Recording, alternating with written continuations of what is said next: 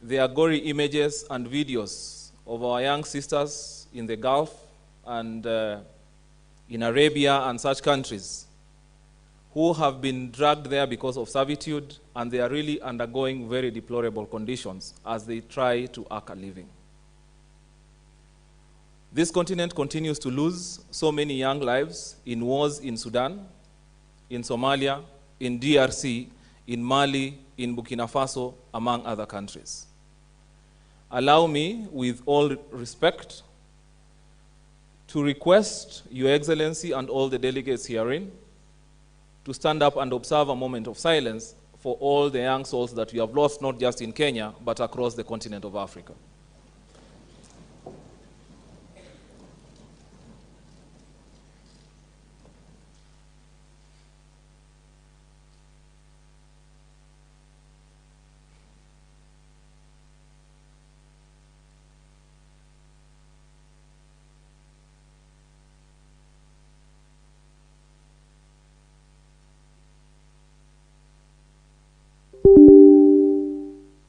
Thank you. Your Excellency, this is a constellation of young people who have had transformative programs in their countries and in their communities. They have shaped public policy, they are in leadership, and they are very keen to ensure that we pursue the dream of the Africa we want, the way it was envisioned by the founding fathers of this continent. The delegates that I've interacted with, all of us shy away from the very real challenges of Africa.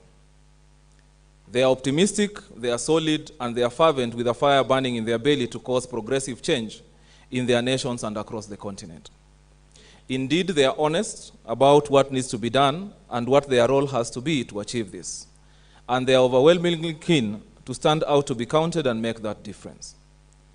If and when plugged into the African Agenda 2063, that you're very passionate about, such leaders of this generation, like the ones who are seated in this room, cutting across all spheres of human interest, not just politics, but also business, entrepreneurship, technology, innovation, and invention, can ultimately deliver over the vision of having a peaceful, the young and the old, is that the old at one point they were young. But the young people have never been old. And therefore, we accept that we are young and also take advantage to sip the wisdom of the old, because we cannot run away from the fact that we do not have experience. And such a convention brings that particular platform whereby young people can sip the wisdom of leaders who have already proven themselves, the way it was elucidated here clearly by His Excellency President Olusegun Obasanjo of the African Leadership Forum. And that's what we are looking at, that even when you get into the AU, that would have a platform where aspiring or rising stars across Africa can have a platform to nurture their skills, they can have a platform to grow their leadership skills, and they can be mentored into becoming leaders that can be impactful and transformative. Allow me at this juncture to invite the chairman, Your Excellency, of the planning committee of this convention, Wayne Hamilton. Wayne Hamilton, kindly, to just make a brief comment. Thank you. Kindly let's give a round of applause to Wayne Hamilton as he comes. Your Excellency, Wayne Hamilton has been with us all the time of the when we started preparing for the convention, and he has been here in KSG for 1 week, just trying to ensure that we get it right. And we also believe that the voice of the diaspora is very critical to the development of Africa. Wayne. Thank you, Alex, for that opportunity to talk. I just want to be brief to say, Your Excellency, I'm proud to be here in Kenya. I come from Nova Scotia in Canada. And the conversations that I've had with Alex over the months was all about trying to have a forum that allows young adults who are here on the continent to have a space to talk. And I can tell you that back in Nova Scotia, where I am, the same situation is there for youth trying to find their voice. And so I'm really honored to be here. And I'm learning a lot, And I think that there's an opportunity for the Youth Bridge and my organization, Connecting to Africa, to find some commonalities. So thank you for inviting me. Wayne is actually very, very brief, but his work speaks for itself. Allow me, Your Excellency, at this point, to invite the chairperson of the Youth Bridge Kenya Board to make short remarks, the Honorable Caleb Amisi.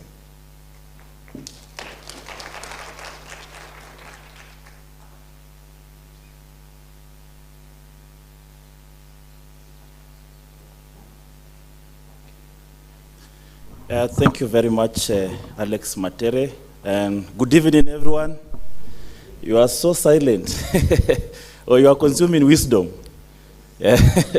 Thank you very much, Your Excellency, Raila Odinga. Thank you, the Director of Kenya School of Government, together with the organizers led by Matere and the team, Okango, my friend, and all the delegates. Amujambo. Yeah, I think I was here. I don't want to talk so much. I was here on Tuesday. We debated on a number of issues. I know I have some unfinished assignment with you. I don't think there is much time we have for that assignment, but I know we are going to interact with most of you, especially those who are Kenyan, and those who come from other countries. We will find a forum in which we can share more. I think this should not end here. Mine is just to take the opportunity to welcome the Prime Minister, the former Prime Minister, and our Baba of the nation, and of course the Director of the Kenya School of Government, to share with you some wisdom as we continue to interact in this evening. But just before I do that, during my interaction with you on Tuesday, I did mention that there is a very thin line between the youth population bulge, the youth unemployment, and the economic status of a nation. And of course, we delved into these matters a lot. I don't think this is a conversation that can be finished in one sitting like this one. That's why I believe from here, we need to find and design ways of engaging more, whether it is from Kenya, whether we are visiting Togo next time, and we continue the conversation from there. We need to move across Africa. And from where you are, please spread the gospel. Invite us. I'll be very available to come from where I sit, and also our members who believe in this cause. There is a book written, I think, by Asemoglu, Why Nations Fail. Those who have come across that book. There is a town in south of America.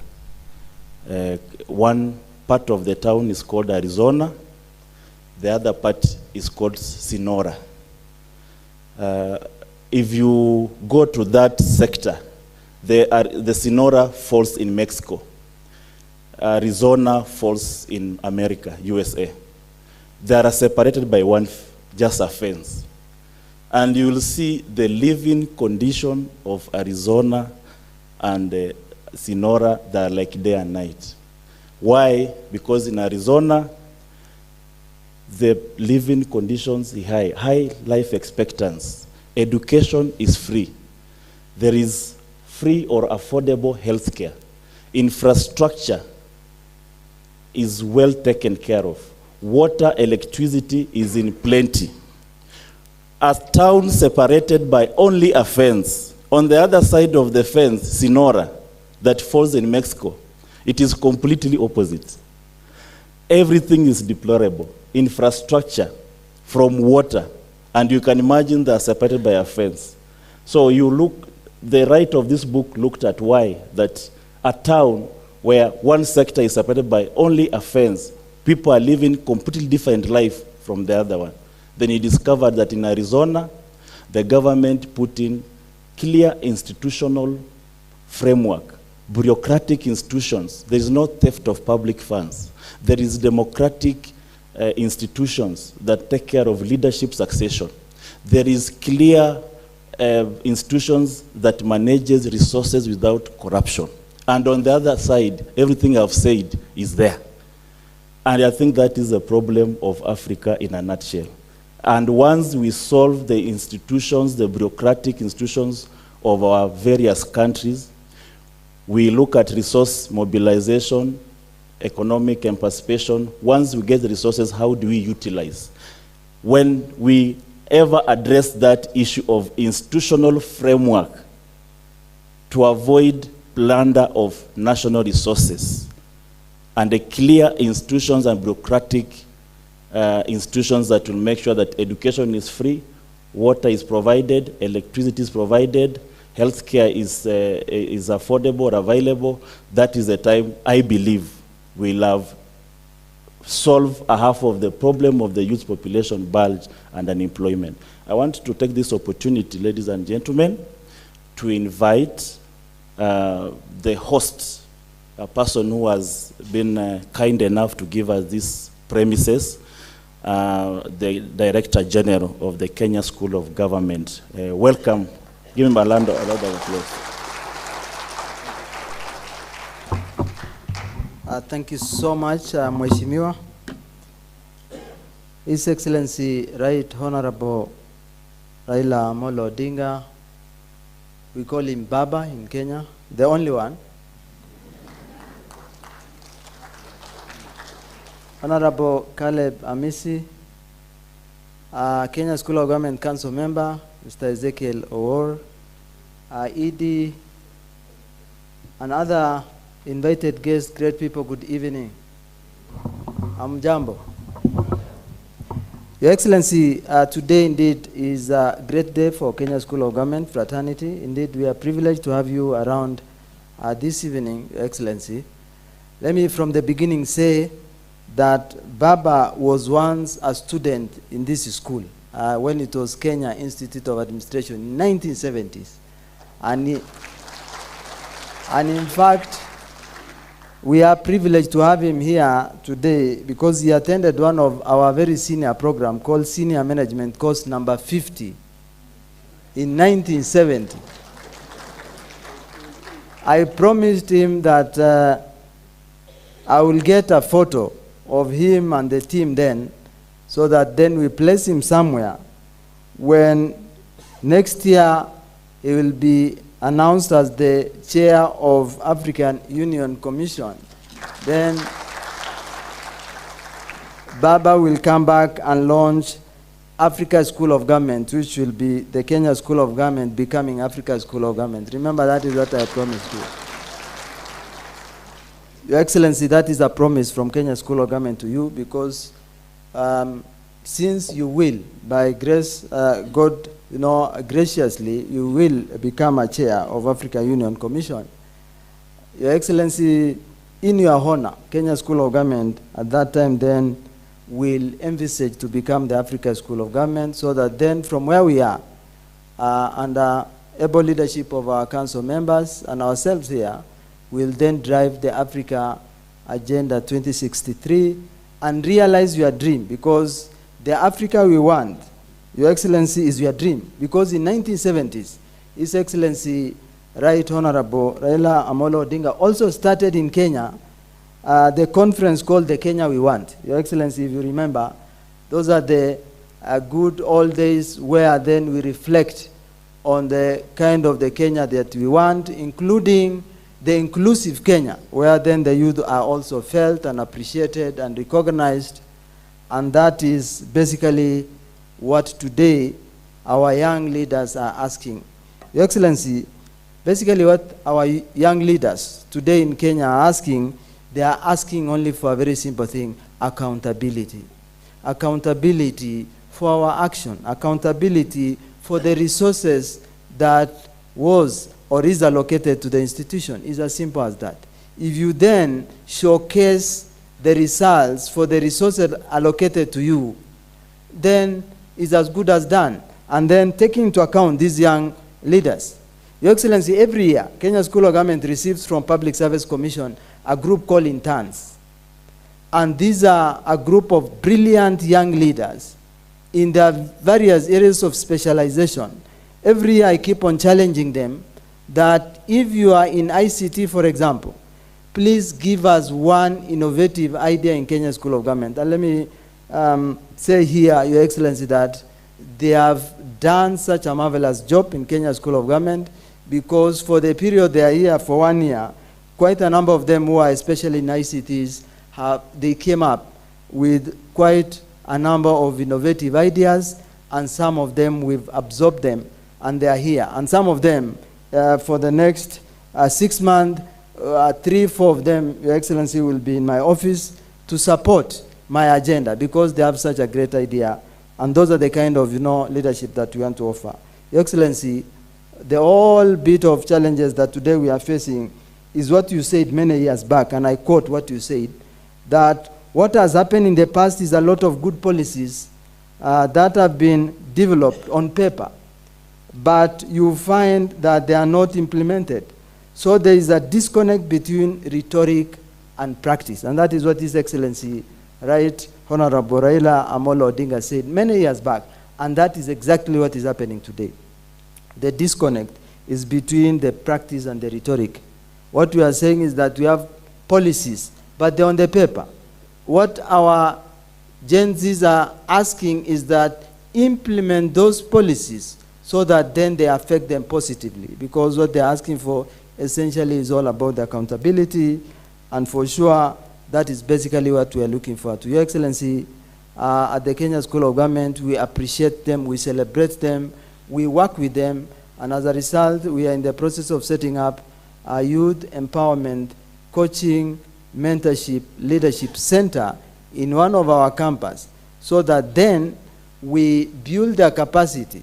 If there is an excuse of they don't have an experience, then in that center, we want to develop that capacity so that as they exit that academy, that experience is given unto them, so that then nobody has an excuse to say that you don't have an experience. Because where else can these people get experience? So we must build their capacity so that if it is a public service, we'll make sure in that empowerment center, which Your Excellency, as soon as you take over, you will come and officially open, then we will give them that, what is required for them to be such great leaders, because they have capacity, they have capability, they have passion, they have drive, they have confidence, all those that is required of delivering the transformation in the public sector. They have all that, but the only thing is the experience, which we at the Kenya School of Government, Your Excellency, we are going to set up that center so that then nobody will have an excuse in future to say that they don't have experience. With that, I want to say that we are also setting up IGAD Young Leaders Academy also in one of our campuses in Mombasa, so that then our young leaders from all over Africa then will also be trained in that center, and they come, they share experience, they learn from each other, they coach, they mentor each other, so that then you grow together and become such a powerful, high-level, transformative, high-voltage leaders that is required of then young leaders, so that then you positively, in a very transformative manner, contribute to the transformation of not only our institution, but also the country, and by extension, the Africa, and realize the Africa that we want under the Africa Agenda 2063. Baba, I want to confirm to you that as soon as you take over, we will work together as Kenya School of Government to make sure that your dream, your vision will be realized through this wonderful institution called Kenya School of Government. Baba, that is our commitment to you today. For and on behalf of these wonderful leaders here, we want to commit this institution to making sure that you realize that dream that you have for Africa. For you have really done a lot for us. You continue doing the same, and I'm sure as you get to the other side now, leading the Africa, then you'll continue doing more for that. And we, Kenyans, at that moment, then we stand and say that we are proud to be part of the Baba's agenda, and for sure we'll realize that. With those many, many, and he has a lot of other engagement, I will not be able to introduce, nobody can dare introduce Baba, because the moment you start that journey, you'll never finish it. Because, Baba has a very long history, a lot of transformation, a lot of, so many things that he did for us. I don't want to go into that. but you know that next year he will be the African Union Commission chairperson, that for sure, and God willing, and some of us, we know that he will be there. So therefore then, I request all of us to be upstanding, so that then we now welcome Baba na makofi ile ya Nyayo, because he was also there. So, moja, mbili, Baba karibu, karibu sana, nakushukuru. Thank you so much, Baba. Thank you.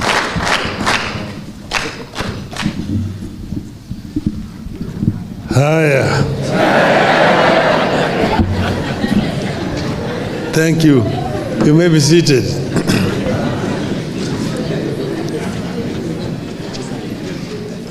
Vijana hamjambo.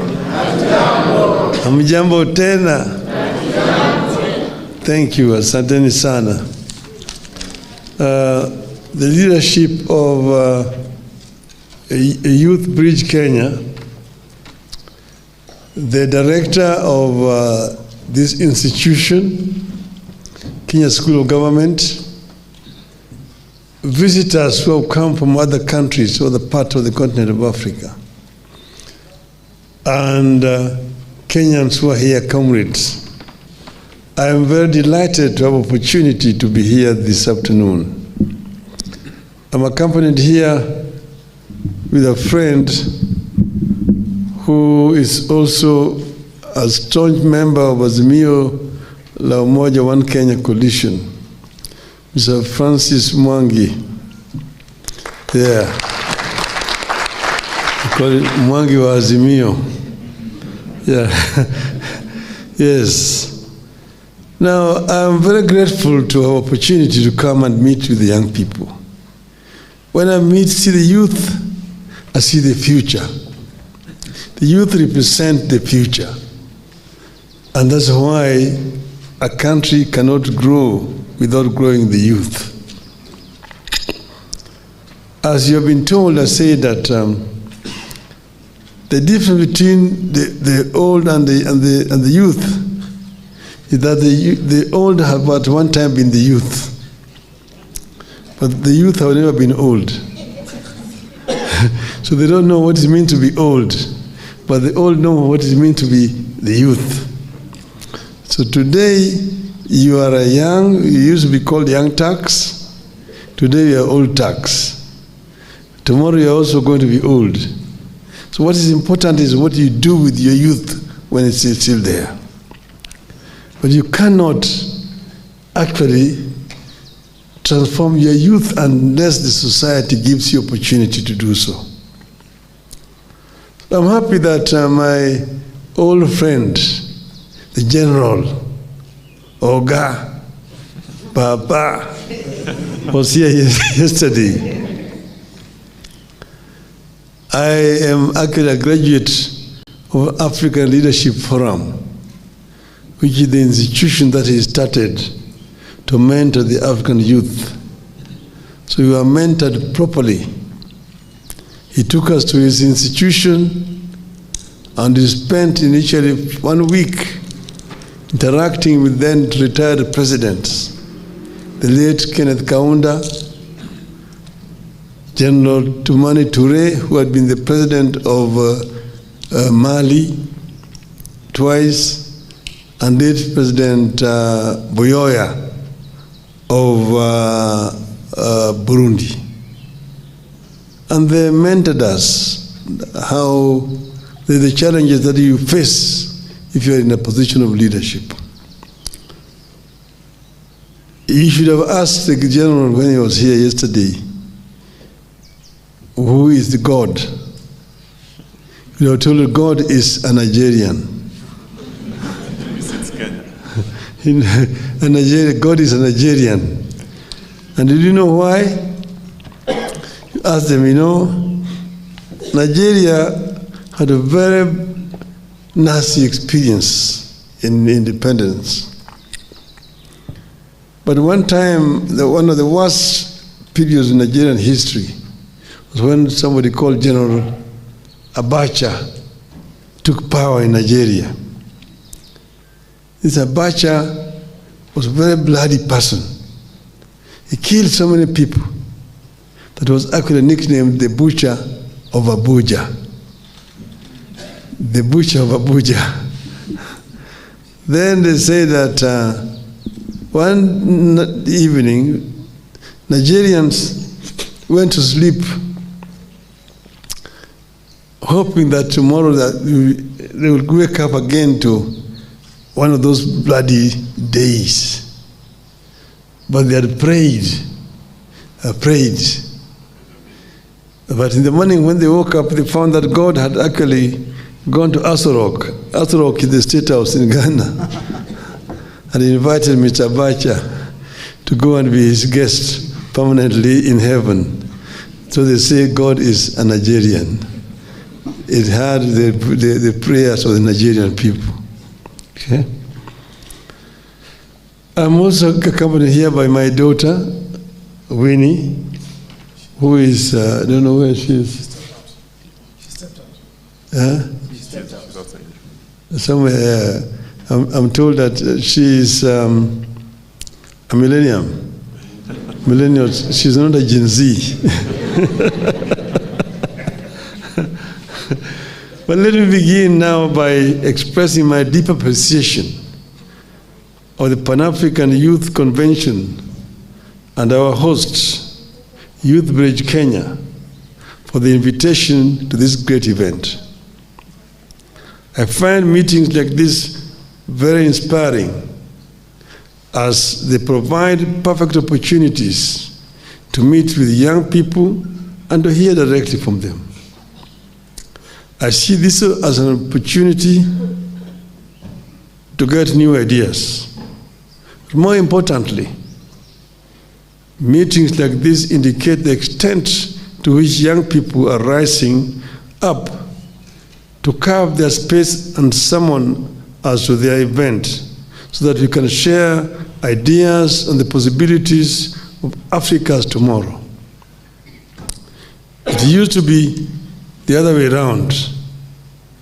In Africa's fast-fading old days, it was us, not the youth, the parents, to summon the children. But roles are reversing, and we have no option but to comply.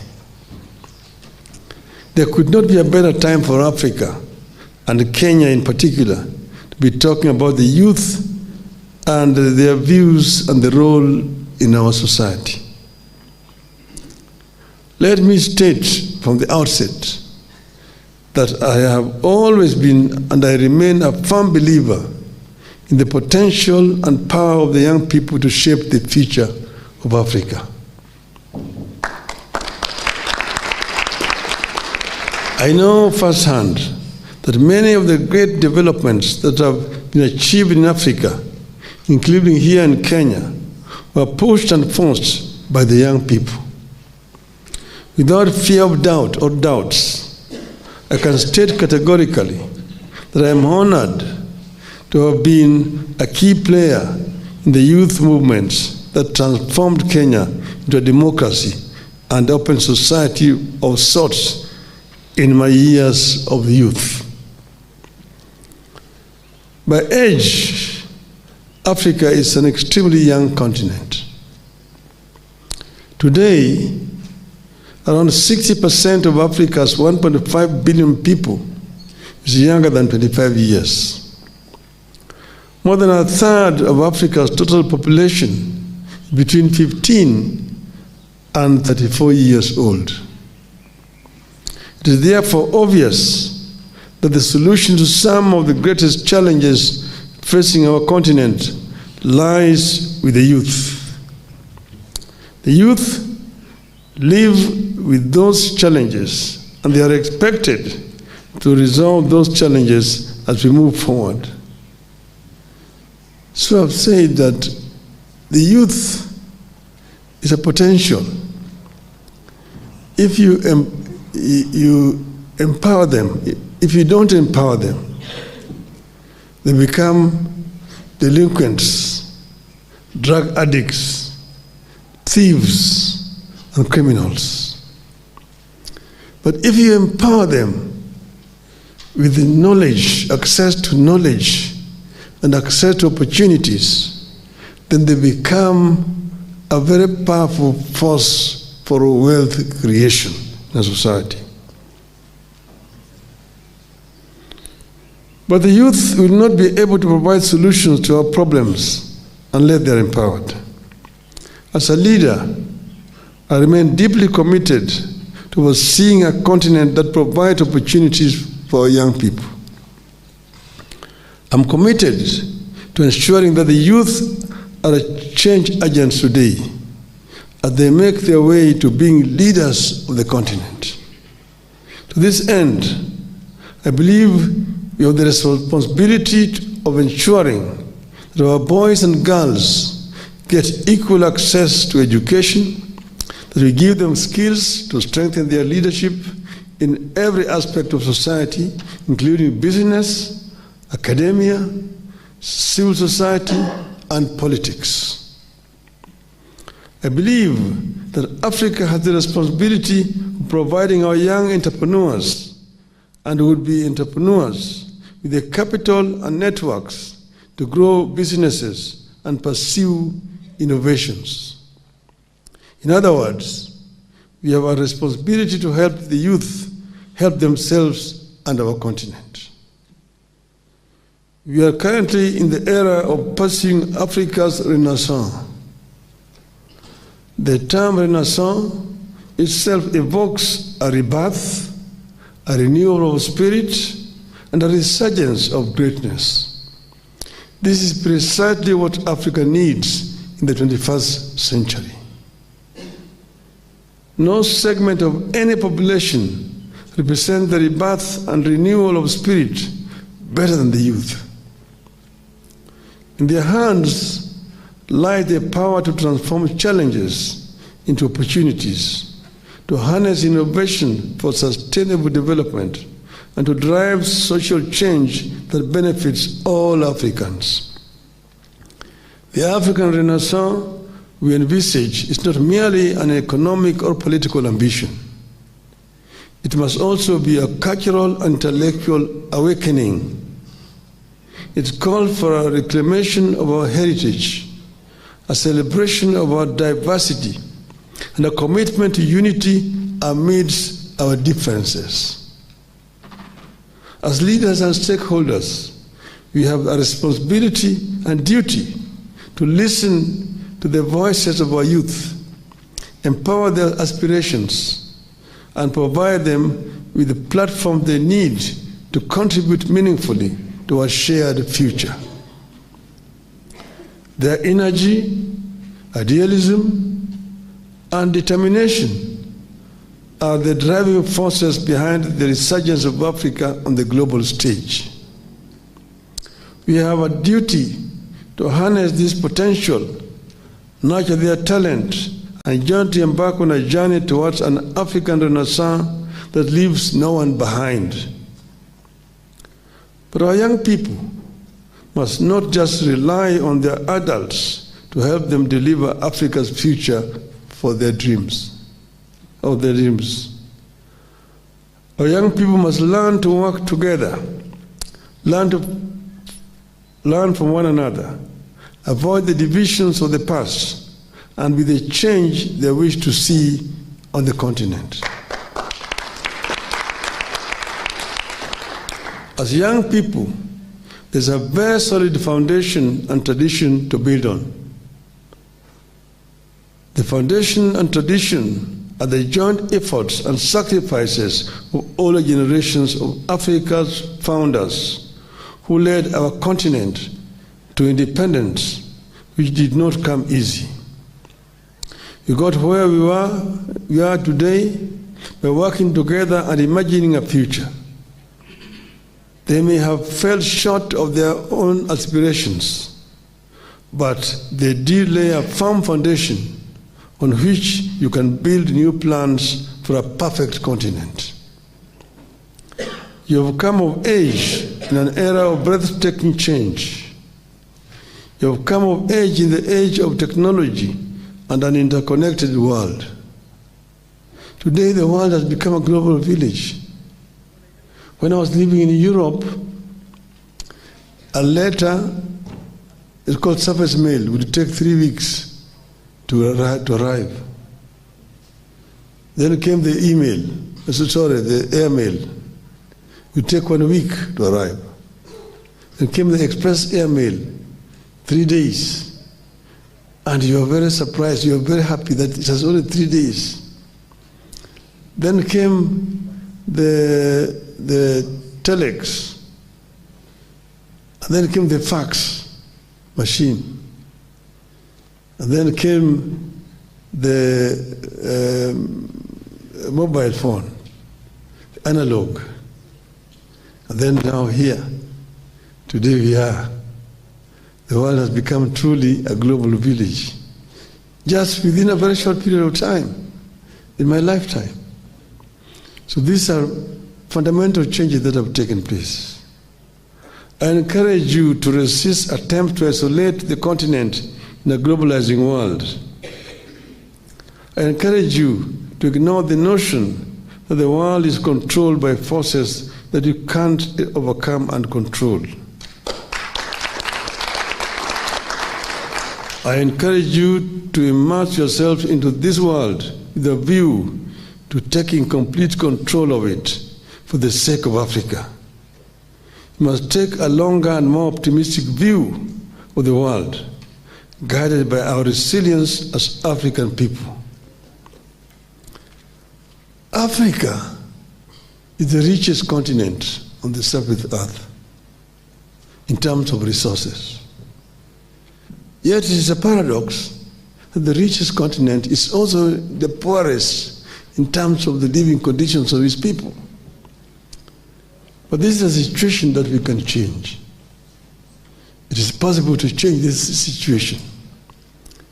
I have had an opportunity to work for the continent as the African Union High Representative on Infrastructure Development.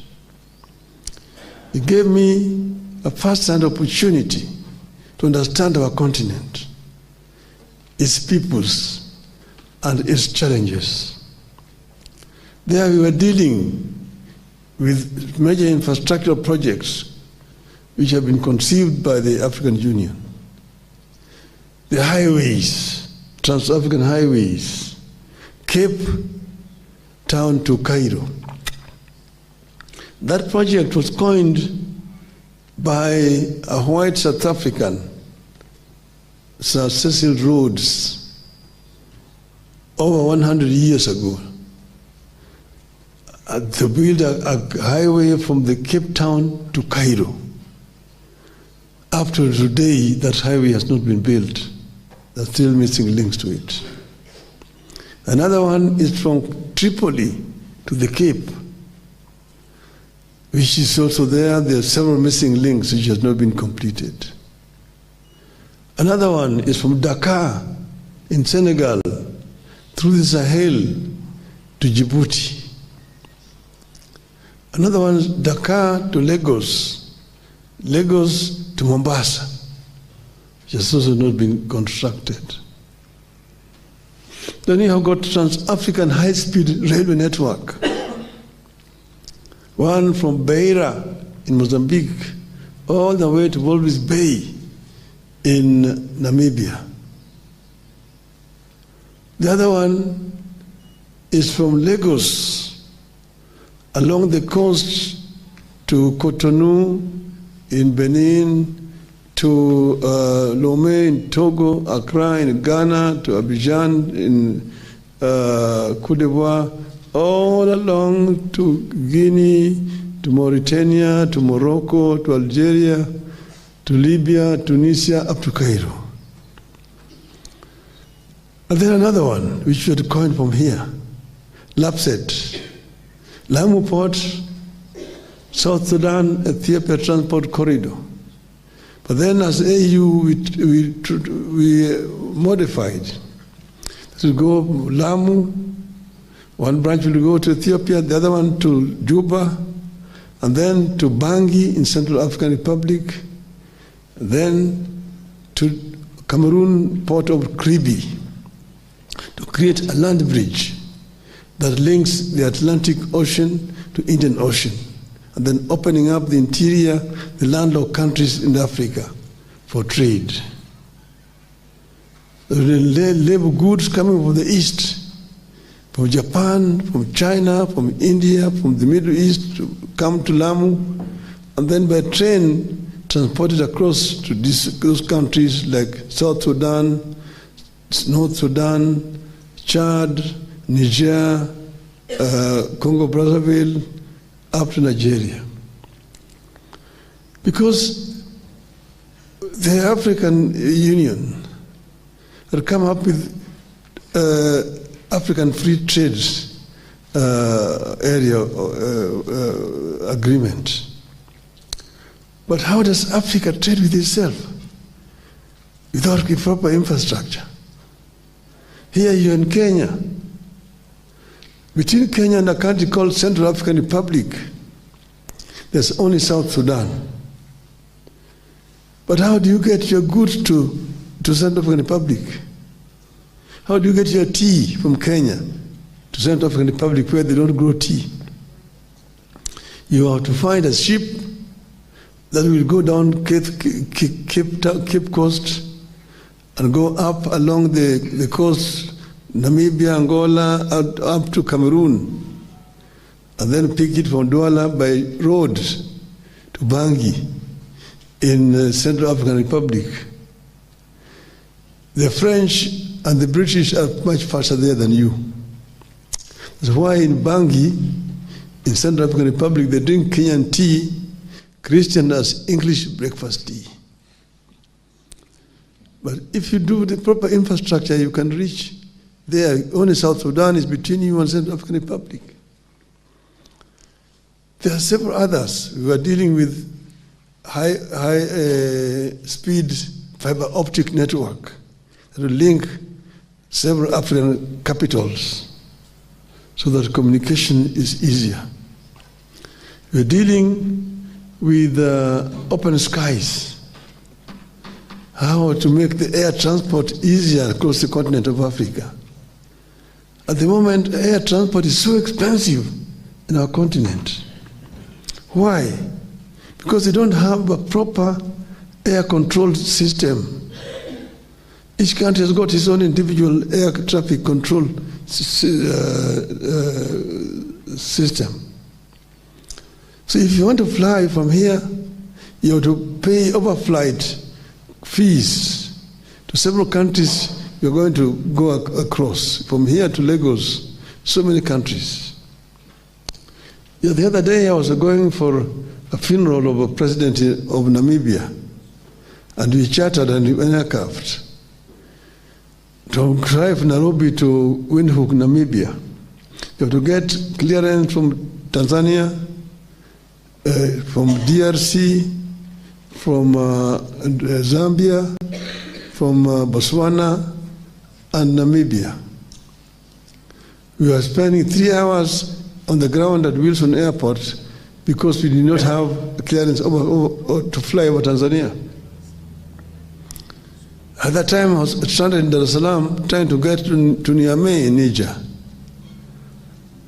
Yeah, because you have to get a clearance over Uganda, DRC, Central African Republic, Cameroon, Nigeria, Niger.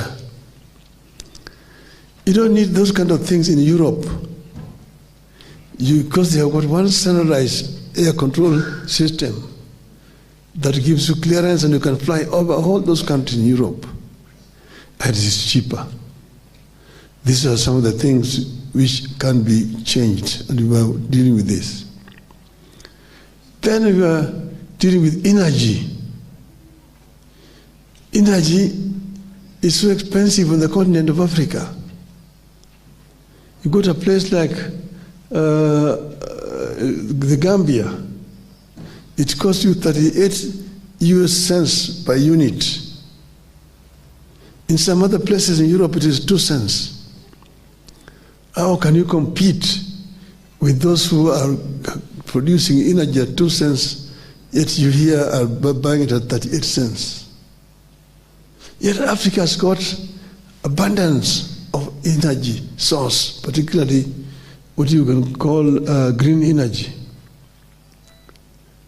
the solar, the wind, the waves, the geothermal, the hydro, all available in abundance on our continent.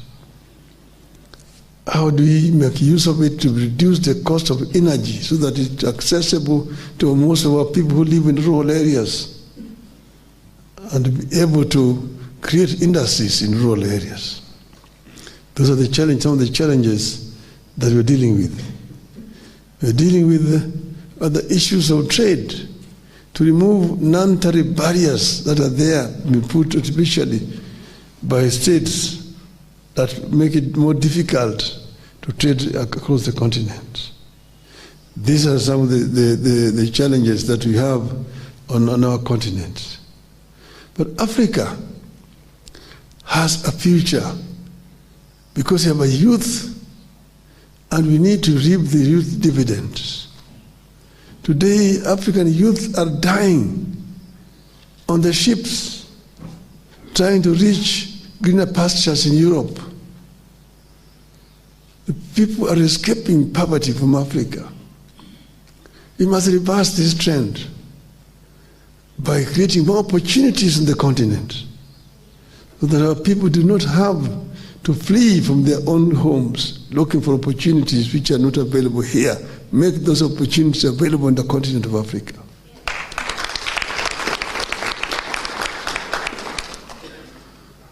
On the issue of climate change, Africa is a victim. Africa is a victim of actions which have been taken elsewhere.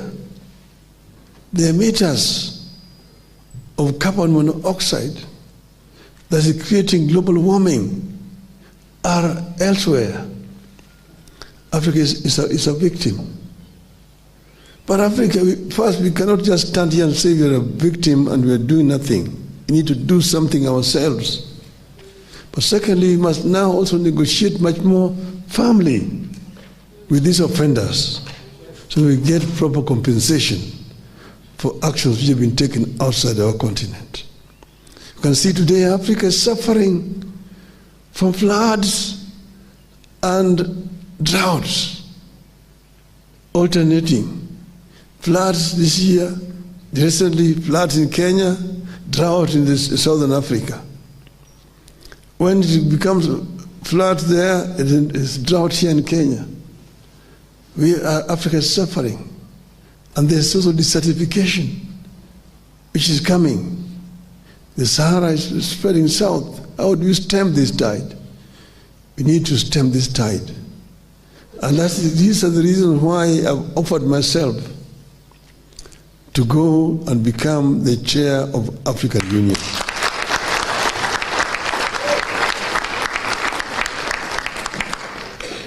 That we can, I think that I can be like a catalyst to create a new thinking within the African Union so that we can be able to exploit the potential that we have really in this continent and really realize the dreams of the founding fathers of our continent.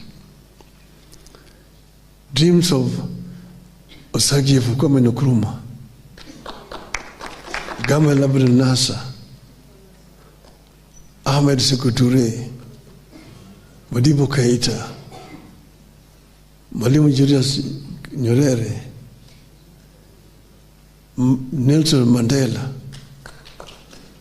Mzee Jomo Kenyatta, Jaramogi Oginga Odinga,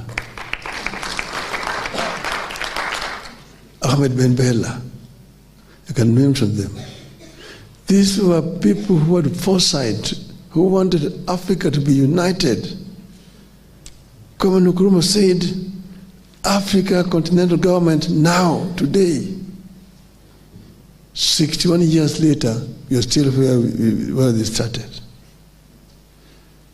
We have nationalities around, but we need to create that African personality, that are real African.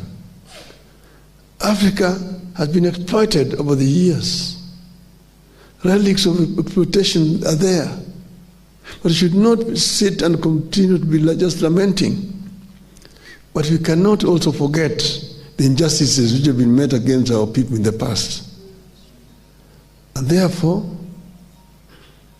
the day of, reparation, the subject of reparation cannot be wished away.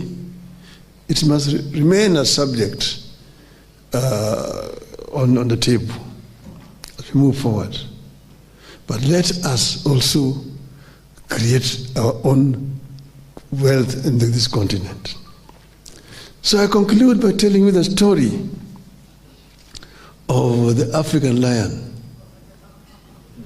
There are several lions on the continent. If you go to Cameroon, they call it in the indomitable lions. You go to Senegal, they call them the lions of Teranga. You go to Morocco, they call them Atlas lions. And you come to Kenya here, the Simba, ya Kenya. So this is the African lion. The African lion is sending a message to the Asian tiger. And the message is clear. That you, Asian tiger, you have danced on the stage for far too long alone, unchallenged. The European bear retreated many years into the ice of the North Pole. The American panther is also on the retreat. So you've been there alone. I, as African lion, have been asleep in the jungles of the Congo, bounded by the peaks, Mount Kilimanjaro to the east, and Atlas Mountains to the west, bounded by the mighty rivers of the Gambia, of the Niger, of the Limpopo, the Nile, and the mighty Congo. And I'm here in the African forests. Here I'm sitting on African gold, African bauxite, African iron ore, African diamonds, African uranium, and lithium, all this wealth around me. I'm going to use my brain to transform all this wealth around me into opportunity for my people. And to claim the 21st century as truly African century. I thank you. Thank you very much.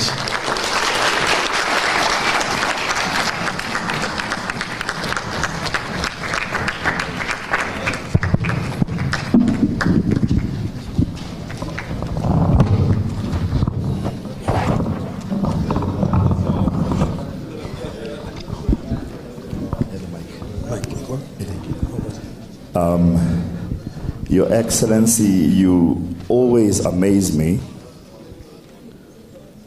with, not with the written speech, you always amaze me with your off-the-cuff speech.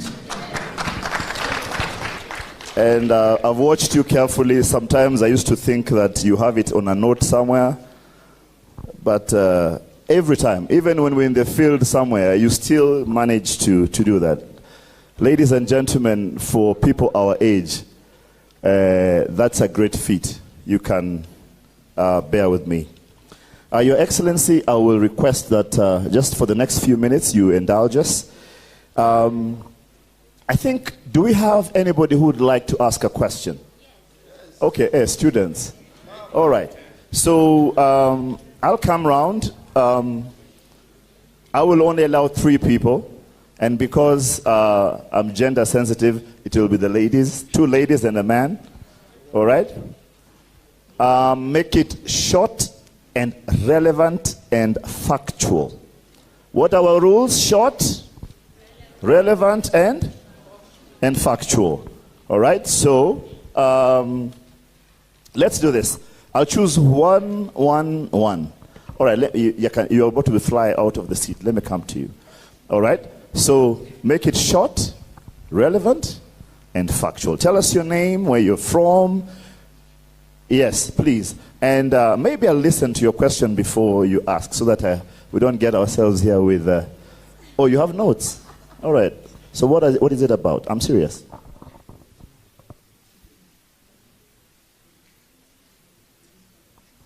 Good. This is short, relevant, and factual. Please. Thank you so much.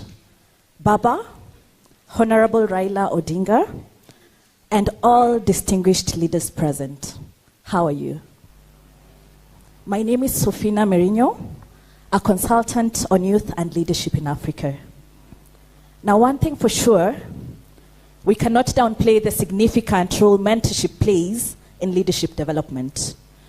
And with the strides that we have started to make on accountability and championing for social justice, what can you advise from your experience to passionate individuals on the continent to ensure that we achieve success in achieving democracy, social justice, and have control of our continent? Thank you. Thank you very much. I also want to give a chance to those who are visiting with us from out of this country. Wakenya wanajua mnapambana sana. Anguka nani? Where are you from? All right, please. Thank you so much. Honorable, becoming chairperson of African Union. My name is Eva Gerard from Tanzania. I'm a chairperson, also founder and CEO of Tanzania Women and Youth Advisory Organization. My question is, as a coming African Union chairman, what a plan do you have to the young people of Africa continent? Thank you. All right, and here we say two ladies, so I need a man, a gentleman. Are you gentle? All right. Okay. Short, relevant, and senior. All right. Hello, everyone. Prime Minister, my question is very simple. We've had countless number of youth. Okay, my name is George Ngaira. I'm a businessman and also youthful and gentle, as you say. Honorable Prime Minister, my question is very simple and clear. We've had dozens of these youth organizations and conferences talking about youths, and we've always had policies that have been passed. As the incoming leader of a continental organization like the African Union, what mechanisms are you going to put in place to see to it that the implementation of all this program is done within a time structure? Thank you very much.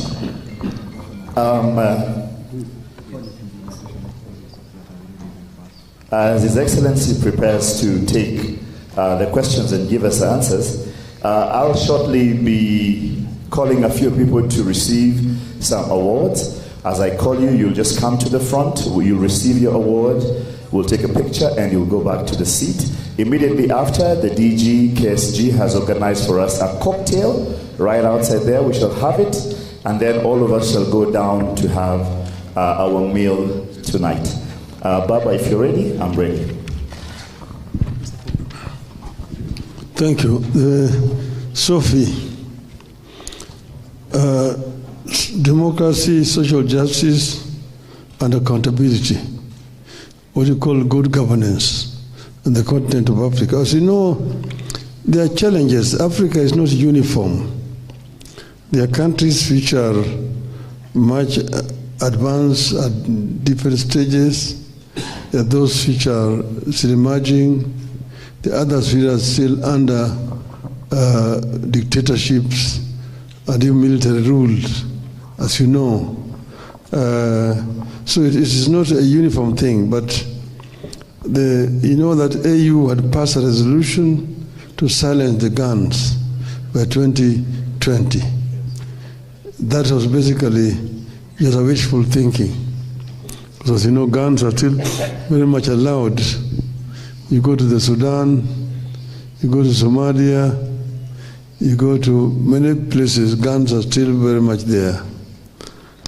What we want to do is first to ensure that these conflicts which are within the continent are resolved.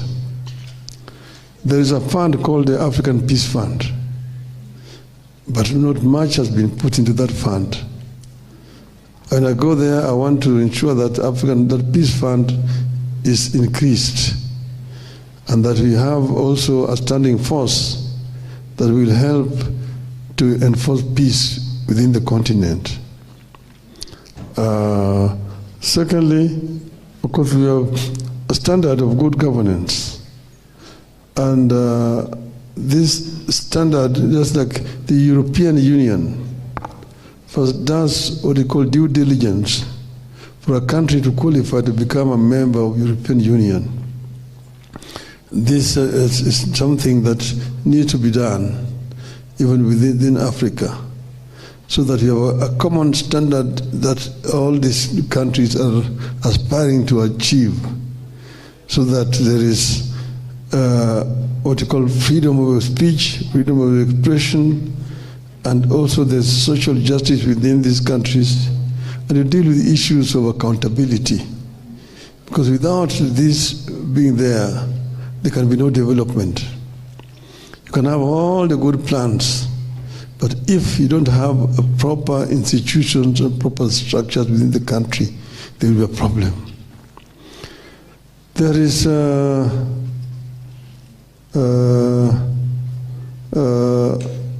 what you will call, there is a reform committee which has been set up. This, and here I think I'm going to deal with let me deal with the second question of Eva. The EU plan to raise the youth. I've already talked generally about the potential of the youth in the continent. And I've said that we need to empower the youth by first imparting knowledge and technology on the youth, so that the youth are properly empowered to be able to realize their potential. Now, there are different governments have got different programs, so they want to agree on a template that's continental-wide, and we will be doing peer review of these African countries to ensure that they conform to the minimum standards that have been set by the African Union. Finally, George, on the implementation of policies. First, you need to know that currently there is a disconnect between the Secretariat and the Union, because a lot of resolutions which are passed by the summit of heads of states are not implemented. I was talking to the current chairman, who is actually complaining that majority of resolutions passed by the heads of state never see the light of the day, they're never implemented. I want to, right now there is a committee on reform of the AU. This committee has been chaired by President Kagame of Rwanda. But now this chair has actually passed on to Kenya, the Kenyan president. I believe that this committee will come up with the proper reforms that will ensure that African Union structure is brought almost in conformity with that of the European Union.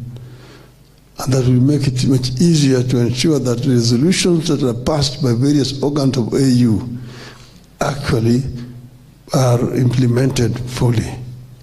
This is what I intend to do. And that will make AU a much more efficient and effective institution. Thank you.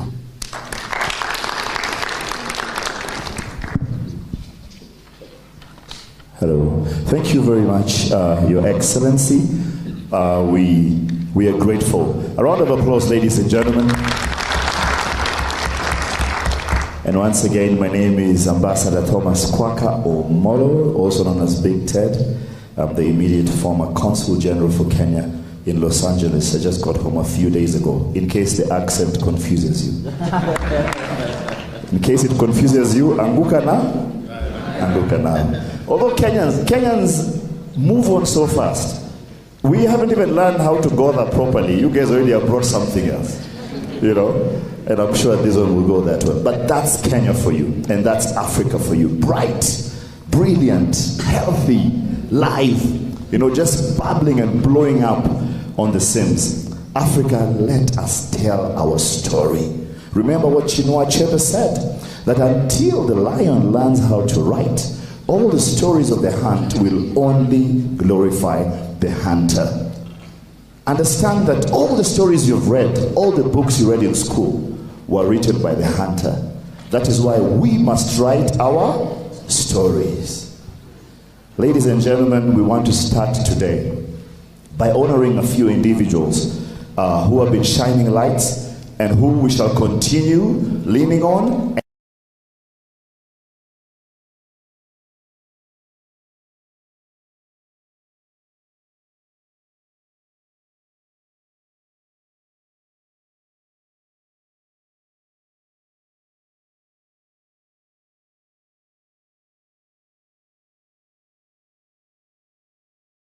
This is a Climax 5-Star Awards conferment event that is part of the African Youth Convention. Award winners in each category were selected through a comprehensive and incredible process which involved nominations from the public, research-driven verification of nominations, and ultimately considerations by a specially appointed awards jury. So the first category is the Young Exceptional African Awards. So this is a distinguished awards category that will celebrate the achievements of young exceptional individuals across youth leaders at grassroots, community, national, and regional levels, and will honor their significant contributions to the continent's development. So the Young Exceptional Awards is a testament to the exemplary standards and achievements within the diverse African landscape. This award targets a wide array of areas ranging from social activists, human rights, as well as human rights promoters and defenders, as well as civil society leaders, innovators, entrepreneurs, and policymakers, among others. Through these awards, the African continent recognizes efforts by her young generation in steering sustainable development, good governance, and show dedication to Africa's political and socio-economic advancement, as well as the resilience and adaptability in the face of global challenges. The next award will be on the Young Outstanding African Awards. So this award will recognize and celebrate African young leaders who, under challenging circumstances, have made use of the public offices they occupy to cause transformation and usher in